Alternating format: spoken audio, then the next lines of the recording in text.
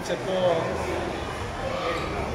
para lahat po na, for sure kami po 14 na nasa, 14 players, lahat gusto mag-build yung experience sa local court na ganun, playing against Iran na top team, top country sa volleyball, na yung pag-isa, team set, at mapapasa natin sa screen.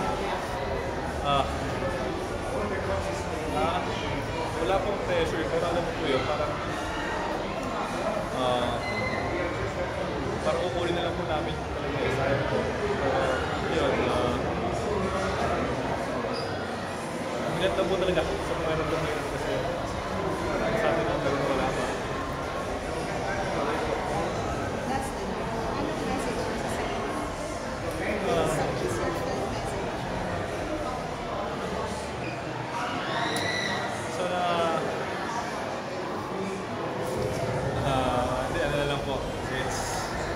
Medyo dinadaan ko rin yung sarili ko para super proud ako sa sarili ko na naging part of po ko ng 2025 World Championship po. Naging part po ko ng moment ito. I hope din po na natutunan po ako in sa experience ko na madala namin sa mga susunod na competitions. What's in it for Bruce? What's in it for Bruce?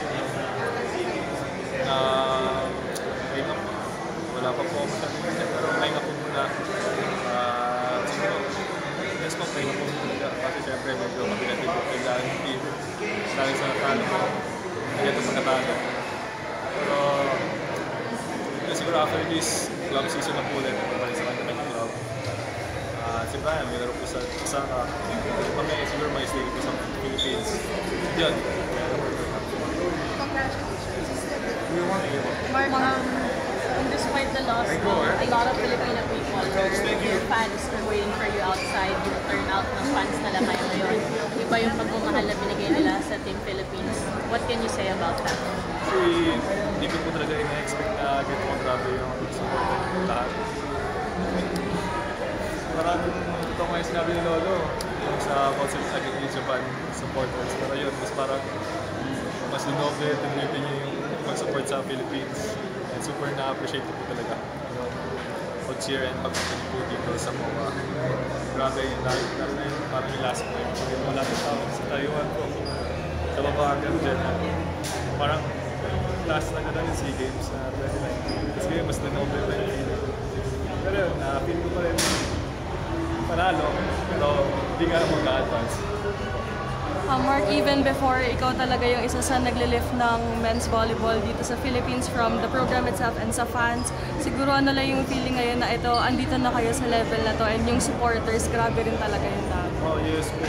Sa ganitong level po talaga, parang once in a lifetime po kasi itong mga sali po sa World Championship. So hindi po natin alam kung makakapaglaro ulit tayo dito. Pero yun,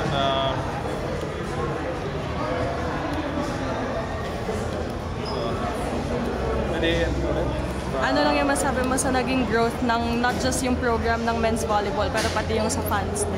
Yes po. Actually, I hope sa moment ko ito, sa experience ko na ito, marami ko pong sumuporta sa men's volleyball sa Philippines. Ngayon, kaya natin makipag-compete sa mga games. Siguro, simulan natin talaga sa mga bata, tapos sa cloud game. So, I hope na mas tumas pa po yung level ng mini spikers turf po. Para, syempre, hindi po talaga kasi difference ng mga ibang bansa. Kaya po, tumataas yung program nila dahil sa mga foreigners na nasa teams. So, I hope sa Philippines dumami rin and tumaas para mataas din yung level ng men's volleyball and also the fans na manonood sa team.